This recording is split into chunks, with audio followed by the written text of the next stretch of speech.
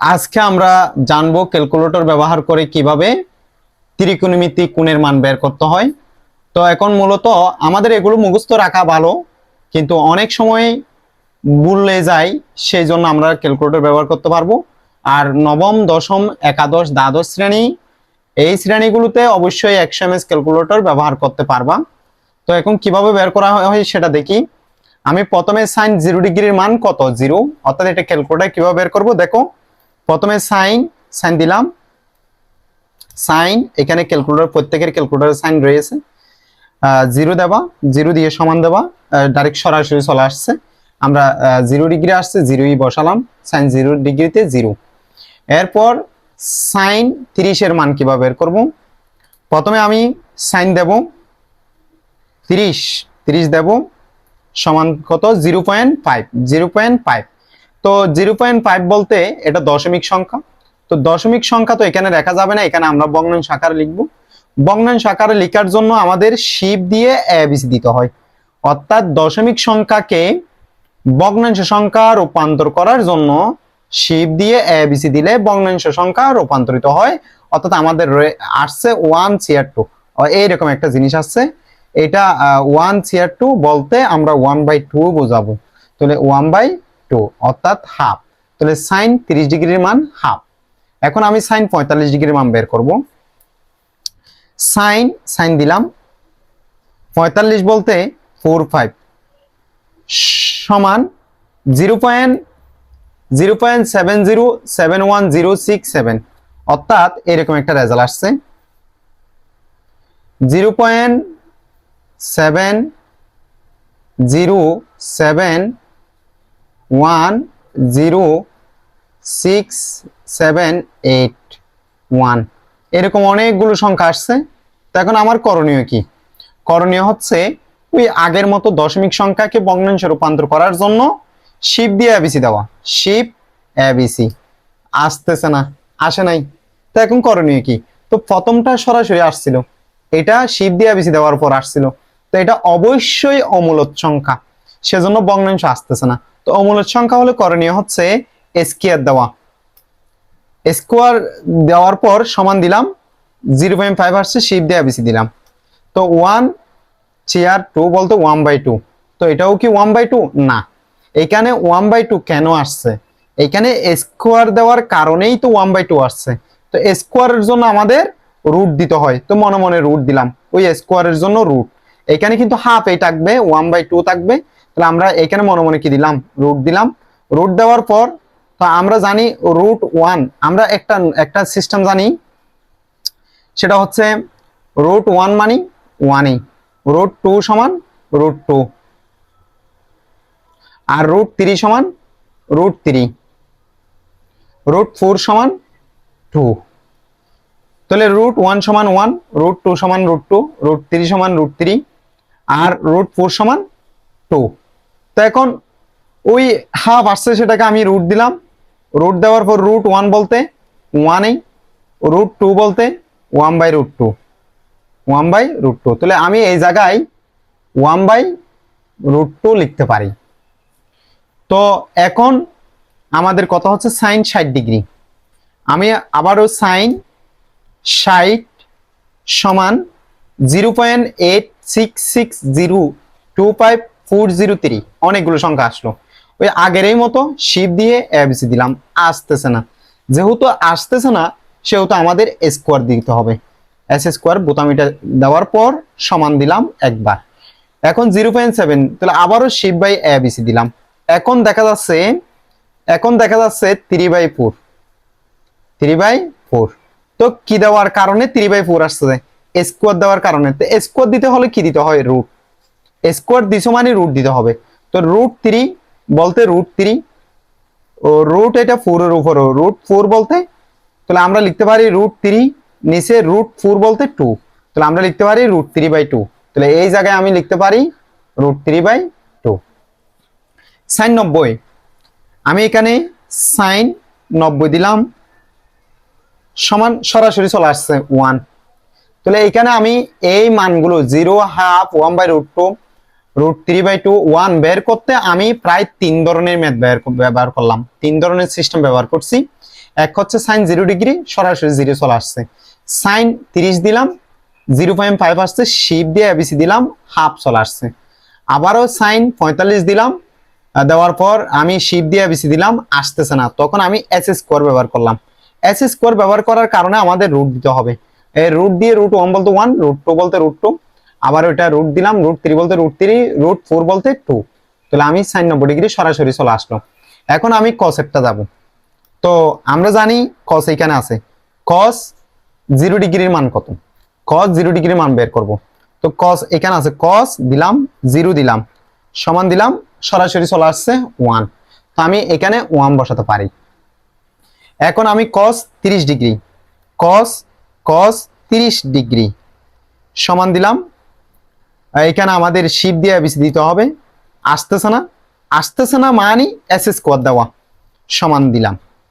এবার শিপ দিয়ে এবিসি দেওয়া, তাহলে 3/4 আসছে, 3/4 আসছে। তো 3/4 মানে আমার কি কারণে 3/4 আসছে? স্কোয়ার দেওয়ার কারণে 3/4 আসছে। তো এখন আমার রুট দিতে হবে। √3 বলতে √3, √4 বলতে 2। তাহলে আমরা লিখতে পারি √3/2, √3/2, √3/2 লিখলাম। এখন আমরা যাব সাইন কস 45, কস এখানে 4/45 দিলাম, সমান দিলাম, শিপ দিয়ে এবিসি দিলাম, আসতেছে না, এস স্কোয়ার দিলাম, সমান দিলাম, শিপ দিয়ে এবিসি দিলাম, 1/2 আসছে, 1/2 আসছে। স্কোয়ার দেওয়ার কারণেই 1/2 আসছে। তো স্কোয়ার দিলে কি দিতে হবে? রুট। √1 বলতে 1, √2 বলতে √2। তাহলে আমরা লিখতে পারি 1/√2। এখন আমি যাব সাইন 60 ডিগ্রি, সাইন 60 ডিগ্রি, অর্থাৎ 60 দিলে হয়, ডিগ্রি দিতে হবে না। সমান দাও, সমান দেওয়ার পর শিপ এবিসি, আসতেছে না, এস স্কোয়ার দাও, সমান দাও, শিপ দিয়ে এবিসি দাও, 3/4 আসছে, 3/4। তো 3/4 আসলে এখন আমাদের কি দিতে হবে? রুট। কেন? স্কোয়ার বোতাম দিলাম সেজন্য। √3 বলতে √3, √4 বলতে 2। এখন আমি সাইন 90 ডিগ্রি, অর্থাৎ সরি কস 90 ডিগ্রি, তাহলে কস 90 দিলাম, সমান দিলাম, 0 সরাসরি চলে আসছে, আমি এই জায়গায় 0 লিখলাম। তো এখন আমি সাইনের মানে বের করলাম, কসের মানে বের করলাম। এখন টেন। তো সিস্টেম তিন ধরনের নিয়ম, অর্থাৎ এখানে আবার টেন 30 ডিগ্রির মান কিভাবে বের করব? 0 ডিগ্রির মান আমি টেন দিলাম, 0 ডিগ্রি বসালাম, সমান দিলাম 0। টেন 0 ডিগ্রির মান 0। এখন আমি টেন 30 ডিগ্রি মান বের করব। তাহলে টেন দিলাম, 30 ডিগ্রি দিলাম, সমান দিলাম, শিপ দিয়ে এবিসি দিলাম, আসতেছে না, এস স্কোয়ার দিলাম, সমান দিলাম, শিপ দিয়ে এবিসি দিলাম, 1/3 আসছে, 1/3। তো 1/3 কেন আসলো? স্কোয়ার দেওয়ার কারণেই তো 1/3 আসছে। তো এখন আমি রুট দেব। রুট দিলে √1 বলতে 1, √1 বলতে 1, √3 বলতে √3, 1/√3। তাহলে আমরা লিখতে পারি 1/√3, 1/√3। এখন আমি সাইন টেন 45 ডিগ্রি মান বের করব। তাহলে টেন 45 সমান দিলাম, সরাসরি চলে আসছে 1, তাহলে 1 দিলাম। এখন টেন 60 ডিগ্রির মান, তাহলে টেন দিলাম 60 দিলাম, সমান দিলাম, শিপ এবিসি দিলাম, আসতেছে না, এস স্কোয়ার দিলাম, সমান দিলাম, 3 আসছে, 3। তো 3 আসছে মানে এখন আমার কথা হচ্ছে 3 কেন আসলো? এস স্কোয়ার দেওয়ার কারণে তো 3 আসলো। তো এস স্কোয়ারের বিপরীত কি দিতে হবে? রুট দিতে হবে। এটা ক্যালকুলেটর দেওয়া যাবে না, এখানে দিতে হবে। তো √3 বলতে √3, তাহলে এই জায়গায় আমাদের √3 হবে। এবার টেন 90 দিলাম, সমান দাও, মেথরর বলতে অসংখ্যায়িত, তাহলে এদিকে আমরা লিখবো অসংখ্যায়িত। তাহলে এইখানে অসংখ্যায়িত আসলো। এরপর আমরা কট 0 ডিগ্রি বের করব। তো এখন আমাদের কথা হচ্ছে, স্যার ক্যালকুলেটরে সাইন আছে, কস আছে, টেন আছে, কিন্তু কি নেই? কট নাই। তো এখন আমাদের কট যেহেতু নাই, আমাদের একটা সিস্টেম বের করতে হবে। সেই সিস্টেমটা হচ্ছে আমাদের মনে রাখতে হবে। সেটা হচ্ছে, আমরা জানি কট থিটা সমান 1/tan থিটা, 1/tan থিটা মানে কট থিটা। তদ্রুপ অর্থাৎ এটাকে আমরা এভাবে লিখতে পারি কট যদি এ হয়, এটা যদি এ হয় তাহলে এটা হবে 1/10 এ। এটা যদি কট, এটা যদি ক হয় এটা হবে 1/10 ক। তো এখন আমরা কি বুঝলাম, অর্থাৎ কট থিটা সমান 1/10 থিটা, এটা একটা সূত্র, এটা সূত্র। তো এই সূত্রের মধ্যে আমরা লিখতে পারি tan a সমান 1/10 a, cot ক সমান 1/10 tan ক। তো cot ক সমান 1/10 ক, এটা আমি বোঝানোর স্বার্থে বুঝালাম।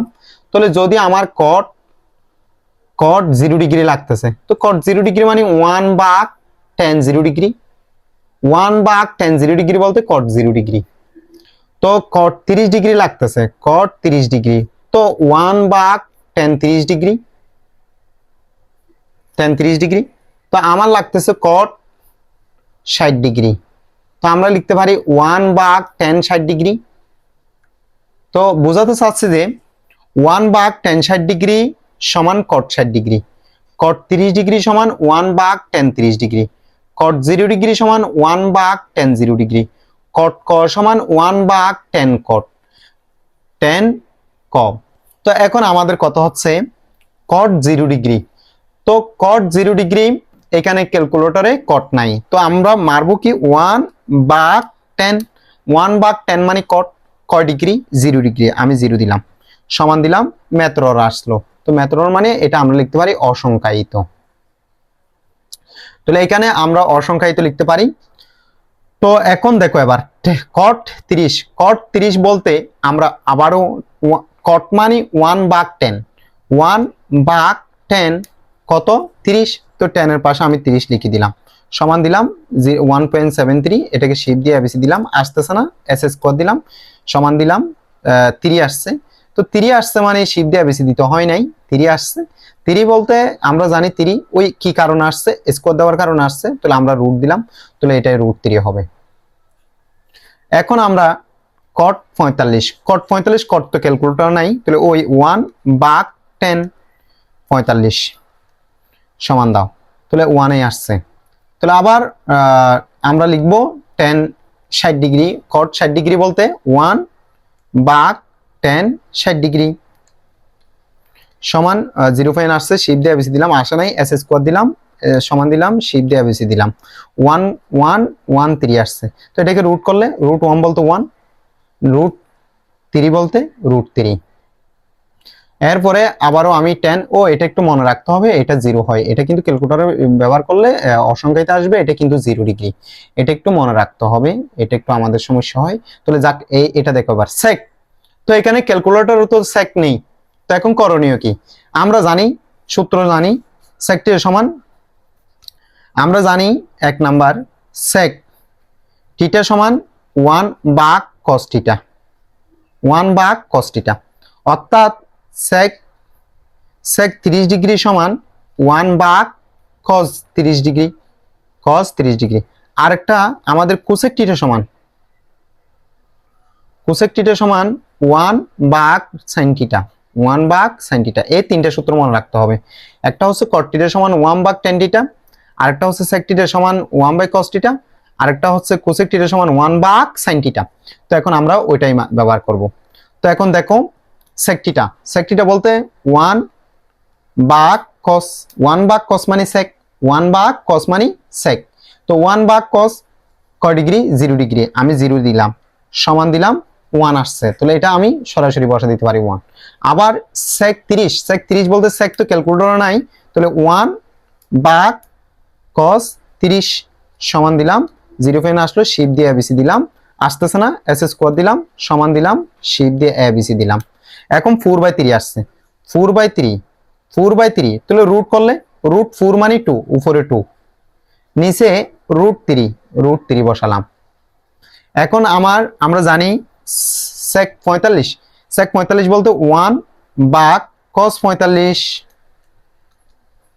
শিফট দিয়ে এবিসি দেবো, আসতেছে না এস স্কোয়ার দেবো, সমান দেবো, 2 আসছে, 2 বলতে শুধু 2, তো স্কোয়ার দেওয়ার কারণে তো 2 আসছে, তাহলে রুট দিলাম। তাহলে এখন আমি লিখতে পারি √2। sec 60 ডিগ্রি বলতে 1 ভাগ cos 60 ডিগ্রি সমান দিলাম 1 ভাগ cos 60 ডিগ্রি সমান 1 ভাগ cos 60 ডিগ্রি সমান 2 আসতেছে। এখানে হয়তো ভুল হচ্ছে, 1 ভাগ cos 60 ডিগ্রি সমান আমাদের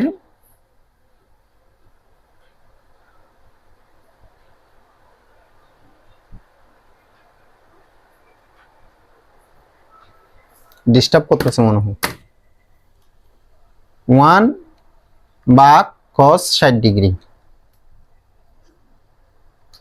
সমান আমাদের 2 আসতেছে।